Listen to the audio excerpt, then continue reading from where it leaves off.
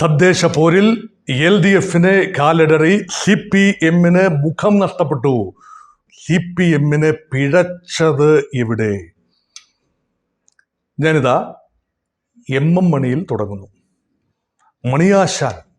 ആശാൻ ഒന്ന് പിഴച്ചാൽ ശിഷ്യൻ 58 പിഴയ്ക്കും എന്നാണല്ലോ കണക്ക്. അപ്പം ആശാൻ കേവലം മണിയാശാൻ എന്നതൊരു ആശാൻ രൂപിയല്ല. അദ്ദേഹം പറഞ്ഞൊരു വലിയ കാര്യമുണ്ട്. വലിയ ക്ഷേമ പദ്ധതികൾ LDF മുന്നോട്ട് വെച്ചു. ഭക്ഷണം നൽകി. ആശാന്റെ ഭാഷയിൽ പറഞ്ഞാൽ ഭക്ഷണം നൽകി. ആ ഭക്ഷണം ഭക്ഷിച്ചതിന് ശേഷം തോന്നിയതുപോലെ വോട്ട് കുത്തി. ഭക്ഷണം തന്ന ഞങ്ങളെ ഒന്നോർക്കാതെ നന്ദി കെട്ട ജനം മറുപക്ഷത്തിന് വോട്ട് കുത്തി. ഇതെന്ത് പണിയാണ്? സഭ്യമല്ലാത്തൊരു ഭാഷയാണ് ഉപയോഗിച്ചത്. ആ ഭാഷ ആവർത്തിക്കാൻ എനിക്ക് ആവില്ലാത്തത് കൊണ്ട് അത് പറയുന്നില്ല. അതിൻ്റെ അർത്ഥം മാത്രം പറഞ്ഞു എന്നേ ഉള്ളൂ. ഈ ആറ്റിറ്റ്യൂഡാണ് LDFിൻ്റെ പതനത്തിൻ്റെ ഒന്നാമത്തെ കാരണം. സംസ്ഥാനത്തിൻ്റെ വിഭവങ്ങൾ, രാജ്യത്തിൻ്റെ വിഭവങ്ങൾ, നികുതിദായകൻ്റെ പണം പല രൂപത്തിൽ, വികസന പദ്ധതികളുടെ രൂപത്തിൽ, ആഹാരത്തിൻ്റെ രൂപത്തിൽ, ക്ഷേമ പെൻഷനുകളുടെ രൂപത്തിൽ, പണത്തിൻ്റെ രൂപത്തിൽ അക്കൗണ്ടുകളിൽ വരുമ്പോൾ, റേഷൻ്റെ രൂപത്തിൽ അക്കൗണ്ടിൽ വരുമ്പോൾ അത് ഞങ്ങൾ നൽകുന്നതാണ്, ഞങ്ങൾ പാർട്ടിക്കാർ നൽകുന്നതാണ് എന്ന പ്രതീതി ജനിപ്പിക്കുന്നത് ജനത്തെ നോക്കി കൊഞ്ഞനം കുത്തുന്നതിന് തുല്യമാണ്. എന്നിട്ട് അത് നൽകിയതിനു ശേഷം വിഭവങ്ങളുടെ ഒരു ഓഹരി ജനങ്ങൾക്ക് ഭരണകൂടം നൽകിയതിനു ശേഷം, അവരുടെ തന്നെയാണ്, ജനങ്ങൾ തന്നെ പണമാണിത്. അതിനുശേഷം അതിൻ്റെ കണക്ക് ചോദിക്കുന്നു, പഴി പറയുന്നു, അറയ്ക്കുന്ന വാക്കുകൾ പറയുന്നു. ഈ ഒരു സ്ട്രാൻഡ്, പൊളിറ്റിക്കൽ സ്ട്രാൻഡ്, അത് പേറുന്ന മനസ്സുകൾ, അത് CPMൻ്റെ മനസ്സുകൾ. ചിലതൊക്കെ അങ്ങനെയാണ്, എല്ലാവരും അങ്ങനെയല്ല. മണിയാശാനെ പോലെ അല്ല എല്ലാവരും. മണിയാശാൻ നാടൻ ഭാഷ ഉപയോഗിച്ചു എന്ന് പലരും പറയും. നാടൻ ഭാഷ ഉപയോഗിക്കുന്നതിന് സാരമില്ല, അത് സാരമില്ല. പക്ഷേ 1, 2, 3 ഫെയിമാണല്ലോ മണിയാശാൻ. പക്ഷേ അതല്ല അതിൻ്റെ പിന്നിലെ ചില അർത്ഥതലങ്ങൾ. അത് കേരള ജനത മുൻകൂട്ടി മനസ്സിലാക്കുന്നു. ഇതാണ് ആറ്റിറ്റ്യൂഡ്. അങ്ങനെ ക്ഷേമ പദ്ധതികളിലൂടെ, ഫ്രീ ബി പൊളിറ്റിക്സിലൂടെ, അതായത് വലിയ തോതിൽ പണം തെരഞ്ഞെടുപ്പിന് തൊട്ട് മുൻപുള്ള സമയത്ത് BJP പെർഫെക്റ്റ് ചെയ്തൊരു ടാക്ടിക്സാണ് ലാഡ്കി ബഹൻ പദ്ധതിയിലൂടെ വനിതകളുടെ അക്കൗണ്ടിലേക്ക് വലിയ തോതിൽ പണം എത്തിച്ചു.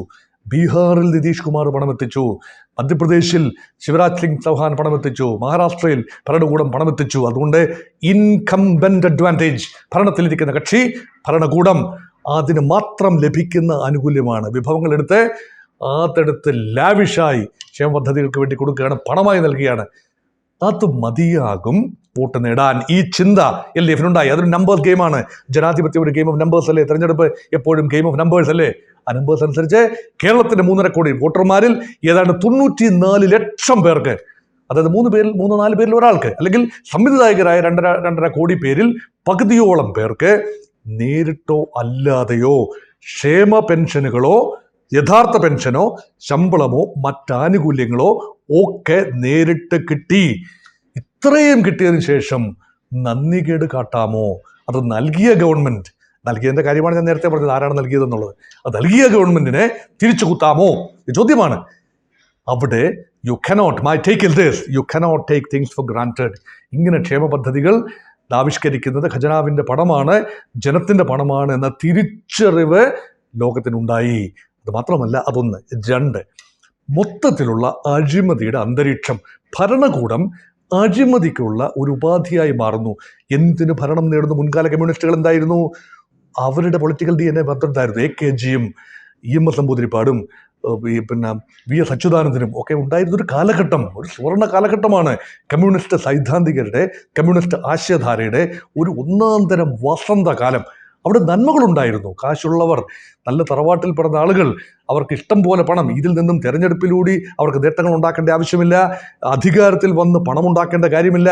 കയ്യിലിരുന്ന പണം എല്ലാം നഷ്ടപ്പെടുത്തി പൊതുപ്രവർത്തനത്തിനിറങ്ങി എല്ലാം കഠിനമായി അധ്വാനിച്ച് കമ്മ്യൂണിസ്റ്റ് പാർട്ടിയെ വളർത്തിയെടുത്ത ആളുകളാണ്. ഇന്നോ പലപ്പോഴും അടിസ്ഥാന ലെവലിൽ നിന്നും കടന്നു വന്ന്, നല്ലതാണ്, തെറ്റൊന്നുമില്ല, അടിസ്ഥാന ലെവലിൽ നിന്ന് കടന്നു വന്ന് ഭരണത്തിലെത്തി. പക്ഷേ പിന്നീട് ആർഭാട ജീവിതം നയിക്കുന്ന വലിയൊരു 5 സ്റ്റാർ ജീവിതമാണ്. അത് ജനങ്ങൾ കാണുന്നു.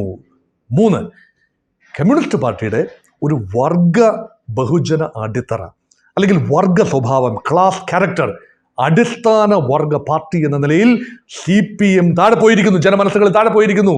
ഒരു ക്രോണി ക്യാപിറ്റലിസം, ചങ്ങാത്ത മുതലാളിത്തത്തിന്റെ വക്താക്കളായി CPM മാറിയിരിക്കുന്നു എന്നൊരു ചിന്ത വ്യാപകമാണ്, പ്രബലമാണ്.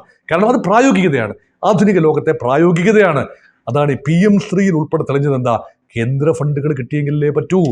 അതിരിച്ചിരി വെള്ളം ചേർത്താലും പ്രത്യയശാസ്ത്രത്തിലും BJPയോടുള്ള നിലപാടിലും കേന്ദ്ര സർക്കാരിനുള്ള നിലപാടിലും ചെറിയ രീതിയിൽ വിട്ടുവീഴ്ച ചെയ്താലും സാരമില്ല. ഈ ചിന്ത CPMൽ പ്രബലമാണ്.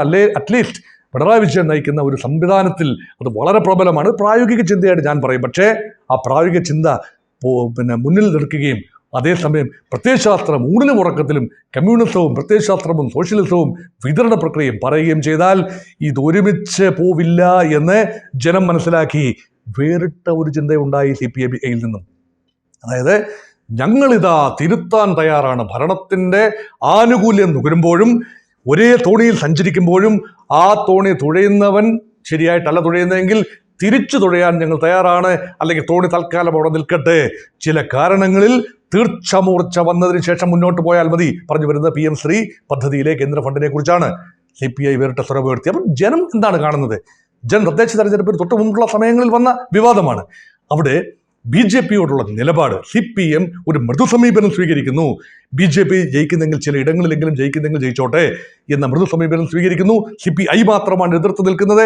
CPI എതിർത്ത് CPMന്റെ BJP പ്രേമം അവസാനിപ്പിച്ചു എന്ന ഒരു നറേറ്റീവ് അവിടെ വരികയാണ്. നിഷ്പക്ഷമായി കാര്യങ്ങൾ ചിന്തിച്ച ആളുകൾ ഒരു വശത്ത് BJPയെ കാട്ടന്നാക്രമിക്കുന്ന CPM നേതാക്കൾ, മറുവശത്ത് രഹസ്യമായ ചില ബാന്ധവങ്ങൾ, ആഭ്യന്തരമന്ത്രി അമിത്ഷായുടെ കൂട്ടിക്കാഴ്ച, അല്ലെങ്കിൽ ഗവർണറുടെ കൂട്ടിക്കൊണ്ടുപോയി കേന്ദ്രമന്ത്രിമാരുമായി ചില കൂടിക്കാഴ്ചകൾ, ഇതെല്ലാം തന്നെ യഥാർത്ഥത്തിൽ സംസ്ഥാനത്തിന് ഇതൊക്കെ ആവശ്യമാണ്. കേന്ദ്രവുമായി മല്ല് പിടിച്ചിട്ട് ആവശ്യമില്ല എന്നാണ് എൻ്റെ അഭിപ്രായം. സംസ്ഥാനത്തിന് ഗുണമുണ്ടാകുമെങ്കിലും ഉണ്ടാകും. പക്ഷെ അത് തുറന്ന് സമ്മതിക്കാൻ തയ്യാറാവണം. അല്ല എങ്കിൽ ഇവിടെ കൃത്യമായ BJP വിരോധവും അത് ന്യൂനപക്ഷങ്ങളെ കൂടെ നിർത്താനായി BJP വിരോധം പറയുകയും അതേസമയം സൗകര്യം പോലെ ഒരു ചങ്ങാത്ത മുതലാളിത്തവും BJP പ്രേമവും എല്ലാം കാട്ടുകയും അവിടെ ജനം കരുതുന്നത് CPMന്റെ ഉന്നത നേതൃത്വത്തിനെതിരെയുള്ള CBI എൻഫോഴ്സ്മെന്റ് ഡയറക്ടറേറ്റ് കേസുകൾ മൂടിവയ്ക്കാനും അതിനുള്ള ഒരു ഉപാധിയായി ഇതിനെ കാര്യമായി ജനം കണ്ടു എന്ന്. അത് വളരെ സൈലൻ്റായി പോയൊരു കാര്യമാണ്. അതാണ് CPMനെ പിഴച്ച കാര്യം. മറ്റൊന്ന്, CPMന്റെ ഒരു വലിയ നയമുണ്ട്, അടവ് നയം. സൗകര്യം പോലെ സമുദായ സംഘടനകളെ ചേർത്ത് പിടിക്കാം, സമുദായങ്ങളെ മതവിഭാഗങ്ങളെ ചേർത്ത് പിടിക്കാം, പ്രത്യേകിച്ച് ന്യൂനപക്ഷങ്ങളെ ചേർത്ത് പിടിക്കാം. അതിന് ഏത് അടവുകളും പയറ്റും. ഒന്നുകിൽ സ്വതന്ത്ര വേഷം പയറ്റും, അല്ലെങ്കിൽ ഒരു സംഘടനയെ അടർത്തിയെടുക്കും, അല്ലെങ്കിൽ മുൻകാലത്ത് ഈ വർഗീയവാദികൾ എന്ന് മുദ്രകുത്തപ്പെട്ട ഏതെങ്കിലും ഒരു വിഭാഗത്തെ, ജമാഅത്തെ ഇസ്ലാമി എന്ന് വേണമെങ്കിൽ വായിച്ചെടുക്കാം, അങ്ങനെ വിഭാഗത്തെ തൽക്കാലത്തെ കൂടെ നിർത്തും. എന്നിട്ട് കരിയപ്പല പോലെ നാളെ മാറ്റി പറയും. ഇപ്പോൾ എന്താ ജമാഅത്തെ ഇസ്ലാമിയുടെ കാര്യത്തിൽ എന്താ? എത്രയോ വർഷങ്ങൾ, പതിറ്റാണ്ടുകളോളം ജമാഅത്തെ ഇസ്ലാമിയുമായി ഒരു ബന്ധമുണ്ടായിരുന്നു CPMന്. ആ ബന്ധം വളരെ ജൈവികമായ ഒരു ബന്ധം തന്നെയായിരുന്നു. അന്നൊന്നും ജമാഅത്തെ ഇസ്ലാമി വർഗീയ കക്ഷി അല്ലെങ്കിൽ വർഗീയ സംഘടനയായിരുന്നില്ല. അതിൻ്റെ പാർട്ടി വെൽഫെയർ പാർട്ടി യാതൊരു രീതിയിലും മോശമായിരുന്നില്ല. പെട്ടെന്ന് UDFനോട് വെൽഫെയർ പാർട്ടി എടുക്കുന്നു, ജമാഅത്തെ ഇസ്ലാമി വരുന്നു, മറ്റ് മുസ്ലിം സംഘടനകൾ UDFനോട് ഗാൽവനൈസ് ചെയ്യപ്പെടുന്നു. അപ്പോൾ പെട്ടെന്ന് UDF വർഗീയ കക്ഷിയായിട്ട് മാറുന്നു, വർഗീയതയെ പ്രോത്സാഹിപ്പിക്കുന്ന നയമായി മാറുന്നു. BJP പണ്ടേ വർഗീയ കക്ഷിയാണല്ലോ, അത് ഹൈന്ദവ വർഗീയത ആളിക്കത്തിയ കക്ഷിയാണല്ലോ. ഇങ്ങനെയൊരു നറേറ്റീവ് അതുപോലെ വെള്ളം തൊടാതെ വിഴുങ്ങാൻ കേരളത്തിലെ ജനത തയ്യാറായില്ല. അത് മാത്രമല്ല, ഈഴവ സമുദായത്തെ കൂടെ നിർത്തി, പരമ്പരാഗതമായി വോട്ടുള്ള ഈഴവ സമുദായത്തെ കൂടെ നിർത്താൻ വേണ്ടി BJP ഉണ്ടാക്കിയ പല നീക്കങ്ങളും, അത് വെള്ളാപ്പള്ളി നടേശന്റെ പല പ്രസ്താവനകളെ വെള്ളപൂശിയെടുക്കാൻ CPM കാട്ടിയ വ്യഗ്രത, അത് മുസ്ലിം സമുദായത്തിൻ്റെ ബാക്ക്ലാഷിന് കാരണമായി. അതുകൊണ്ടാണ് മലബാറിൽ പടുപടാന്ന് സീറ്റുകൾ CPMൽ നിന്നും കൊഴിഞ്ഞു പോകാൻ, പ്രത്യേകിച്ച് കോഴിക്കോട്, വയനാട്, കണ്ണൂർ, കാസർഗോഡ് മേഖലയിൽ. മലപ്പുറം ഞാൻ ഒഴിവാക്കുന്നു, കാരണം മലപ്പുറയിൽ അല്ലേ തന്നെ UDFന് തട്ടകമാണ്. അത് നിലനിർത്തി ഒരൊറ്റ ജില്ലാ പഞ്ചായത്ത് ഡിവിഷൻ പോലും CPMന് അല്ലെങ്കിൽ LDFന് ലഭിക്കാത്ത മലപ്പുറം, ഒറ്റപ്പെട്ട തുരുത്തുകളിൽ, പൊന്നാനി പോലെയുള്ള ഒറ്റപ്പെട്ട ചില തുരുത്തുകളിൽ മാത്രമാണ് ആകപ്പാടെ ചെറിയ ചുവപ്പ് കണ്ടത്. അല്ലാത്ത ഇടങ്ങളിൽ കോഴിക്കോട് ജില്ലാ പഞ്ചായത്ത് CPMന് നഷ്ടപ്പെട്ടു. മുസ്ലിം മതത്തിൽ പെടുന്ന ആളുകൾ അവരുടെ നല്ല പങ്ക് UDFലേക്ക് ചാഞ്ഞു. അത് കുറെ കാലമായിട്ടുള്ളതാണ്. ഒരു ഷാഫി പറമ്പലിനൊക്കെ ലഭിക്കുന്ന വലിയ സ്വീകാര്യത, ഷാഫി പറമ്പലിനെ ടാർഗറ്റ് ചെയ്യാൻ CPM ആകുന്ന ശ്രമിക്കുന്നുണ്ട്. കാരണം ഭാവിയിൽ CPM ഭയക്കുന്ന ഒരു നേതാവ് ഷാഫി പറമ്പലാണ്. കാരണം UDFൽ നിന്നും ഏതെങ്കിലും ഒരു സമയത്ത് ഒരു മുസ്ലിം മുഖ്യമന്ത്രി ഉണ്ടായാൽ, കോൺഗ്രസ് പാർട്ടിയിൽ നിന്നൊരു മുസ്ലിം സ്ഥാനാർത്ഥി മുഖ്യമന്ത്രി സ്ഥാനാർത്ഥിയായി വന്നാൽ അത് ഏതാനും വർഷത്തിന് 8-10 വർഷത്തിന് ശേഷം അത് ഷാഫി പറമ്പിലാവും എന്ന ഒരു ഭയം അദ്ദേഹത്തെ പിടിച്ചാൽ കിട്ടില്ല. ഇപ്പോഴേ രാഹുൽ മാങ്കൂട്ടത്തിലുമായി കൂട്ടിക്കെട്ടി അത് യങ് ടർക്കാണ്, അല്ലെങ്കിൽ വെട്ടുക്കിളി കൂട്ടത്തിൻ്റെ നേതാവാണ്, അല്ലെങ്കിൽ രാഹുൽ മാങ്കൂട്ടത്തിലോട് ചേർന്ന് നിന്നുകൊണ്ട് എല്ലാ വിധ്വംസക പ്രവർത്തനത്തിനും പിന്നിലെ ബുദ്ധി കേന്ദ്രമാണെന്നൊക്കെ പറഞ്ഞുകൊണ്ട് തകർക്കാൻ ശ്രമിച്ച ശ്രമം, അതൊക്കെ ഈ പറയുന്ന ഷാഫി പറമ്പിലിൻ്റെ ഒരു സ്വീകാര്യതയെ ഒട്ടും കുറച്ച് കാണാനാവില്ല. അത് മുസ്ലിം ജനസാമാന്യം അങ്ങനെ കണ്ടു.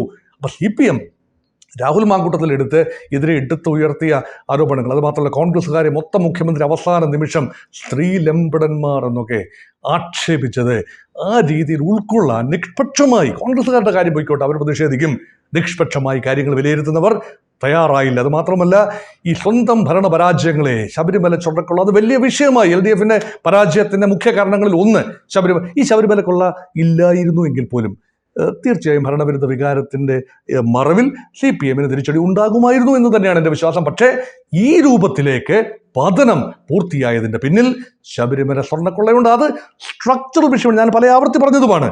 അത് ഘടനയെ ഉപയോഗിച്ചുകൊണ്ടാണ്. രാഹുൽ മാങ്കൂട്ടത്തിൽ വിഷയം ഒരു ഘടനയെ ഉപയോഗിച്ചല്ല, സ്വന്തം കപ്പാസിറ്റി KPCC തീരുമാനമനുസരിച്ചല്ല ശ്രീമാൻ രാഹുൽ മാങ്കൂട്ടത്തിൽ ഏതെങ്കിലും സ്ത്രീയുമായി ബന്ധം സ്ഥാപിച്ചതും പീഡിപ്പിച്ചതും ഒന്നും തന്നെ KPCCയുടെ അറിവോ സമ്മതമോ അനുഗ്രഹമോ ഒന്നും തന്നെ ഉണ്ടായിരുന്നില്ല.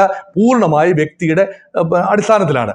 അങ്ങനെ നോക്കുമ്പോൾ ഒരുപക്ഷെ CPMൻ്റെ ഏതെങ്കിലും ഒരു ഏരിയ കമ്മിറ്റിയോ ജില്ലാ കമ്മിറ്റിയോ അല്ലെങ്കിൽ സെക്രട്ടേറിയറ്റോ അല്ലെങ്കിൽ പോളിറ്റ് ബ്യൂറോ തീരുമാനിച്ചതനുസരിച്ചല്ല ശബരിമലയിലെ സ്വർണ്ണക്കൊള്ള എന്ന് വേണമെങ്കിൽ പറയാം. പക്ഷേ കുറച്ചുകൂടെ ആഴത്തിലൊന്ന് കുറച്ചുകൂടെ തലധാരകേട് പരിശോധിച്ചാൽ CPMൻ്റെ അംഗങ്ങൾ ഇതിനകത്ത് ഇൻവോൾവാണ്. ഇത് പലരും ചേർന്നൊരു ഏകോപനം. ശബരിമലയുടെ ഭരണം എന്ന് പറയുന്നത് ദേവസ്വം ബോർഡിനല്ലേ, ദേവസ്വം ബോർഡിൻ്റെ തലപ്പത്തുള്ള ദേവസ്വം ബോർഡ് അധ്യക്ഷൻ, പ്രസിഡന്റ്, ദേവസ്വം ബോർഡിലെ അംഗങ്ങൾ, അവരുടെയൊക്കെ സമ്മതമില്ലാതെ എങ്ങനെയാണ് ഈ കൊള്ള നടക്കുക? അവരുടെ സമ്മതം എന്ന് പറഞ്ഞാൽ അവരെ നിയമിച്ചതാരാണ്? അത് ഗവൺമെൻറ്റാണ്, അത് പാർട്ടിയാണ്, പാർട്ടി നോമിനീസാണ്. അപ്പോൾ പത്മകുമാറിനെതിരെയും വാസുവിനെതിരെയും വന്ന ആരോപണങ്ങൾ, അവർ അറസ്റ്റിലായി, തടവിലായി, വിചാരണ നേരിടുന്നു. അപ്പോഴും അവരെ പാർട്ടിയിൽ നിലനിർത്തുകയും അതേസമയം രാഹുൽ മാങ്കൂട്ടത്തിനെതിരെ കോൺഗ്രസ്സുകാർ ഇത്രയും നടപടി എടുത്തതിന് ശേഷം വീണ്ടും കോൺഗ്രസിനെ വിമർശിക്കുകയും ചെയ്യുന്നത് ഇരട്ടത്താപ്പാണ്. ഒരിടത്ത് ഒരു വ്യക്തിയുടെ ദൗർബല്യമാണ്, മറ്റു വശത്തെ വ്യക്തിയുടെ ദൗർബല്യത്തിനോടൊപ്പം തന്നെ പാർട്ടിയുടെ ഒരു പൊതിഞ്ഞ് പിടിക്കലും ഉണ്ട്. അതാരും കാണാതെ പോയില്ല. ഇതെല്ലാം ഗൗരവമായി തന്നെ കേരള ജനത പരിഗണിച്ചു എന്ന് വേണം കരുതാൻ.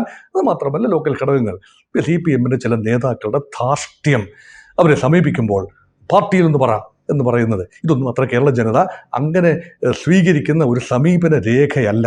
അതുകൊണ്ട് കുറച്ചുകൂടെ മയമുള്ള സമീപനം പലപ്പോഴും കോൺഗ്രസ്സുകാർ പലപ്പോഴും അഴിമതി ഉള്ളവരാണ് എന്നൊക്കെ പറയാറുണ്ട്. ചിലരുടെ കാര്യത്തിലെല്ലാം അത് ശരിയുമാണ്. അത് CPMനും വ്യത്യസ്തതയൊന്നുമില്ല. അഴിമതിക്കാരെ എത്രയോ പേരുണ്ട്. അഴിമതി കാരണം പാർട്ടി തന്നെ പുറത്താക്കിയവരും ഉണ്ട്, ഇല്ല എന്നല്ല. അപ്പോൾ ഇതാരും തന്നെ ഹരിശ്ചന്ദ്രന്മാർ ഇവിടെ ഇല്ല. CPMൽ, കോൺഗ്രസിലുമില്ല, BJPയിലുമില്ല. അപ്പോൾ ഹരിശ്ചന്ദ്രന്മാരൊന്നുമുണ്ട്, ഞങ്ങൾ ആണ് ഏറ്റവും മാന്യന്മാർ എന്ന് CPM പേര് നടിച്ചിട്ട് കാര്യമില്ല. അപ്പം അഴിമതി വിരുദ്ധത പേരിൽ മാത്രം, സ്ത്രീ സൗഹൃദം പേരിൽ മാത്രം, സ്ത്രീ വിഷയത്തിൽ എത്രയോ പേര് CPMൽ പ്രതിക്കൂട്ടിലായി. അവരെല്ലാം CPM സംരക്ഷിച്ച് നിർത്തുകയല്ലേ ചെയ്തത്? അവരെല്ലാം പാർട്ടിയിൽ നിന്ന് പുറത്താക്കിയോ?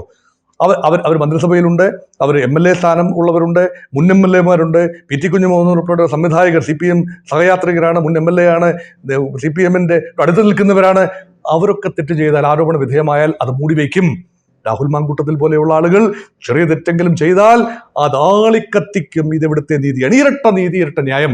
ഇത് കേരള ജനത ഗൗരവമായി പരിഗണിച്ചു. ഇതിൻ്റെ എല്ലാം ആകത്തുകയാണ് CPMന് സംഭവിച്ച പരാജയം. അപ്പം മുന്നണി രാഷ്ട്രീയത്തിൽ CPIയുമായിട്ടുള്ള പടലപിണക്കം, അല്ലെങ്കിൽ മുന്നണിക്ക് കെട്ടുറപ്പില്ല എന്നൊരു ചിന്ത, അത് മാത്രമല്ല ധാർഷ്ട്യം, അഹങ്കാരം, ധിക്കാരം, ഭരണവിരുദ്ധത, ജനറലി ഉണ്ടാകുന്നൊരു വെടിപ്പ്, ഇതെല്ലാം ചേർന്നപ്പോൾ CPMൻ്റെയും LDFൻ്റെയും പതനം അവിടെ പൂർത്തിയാവുകയായിരുന്നു.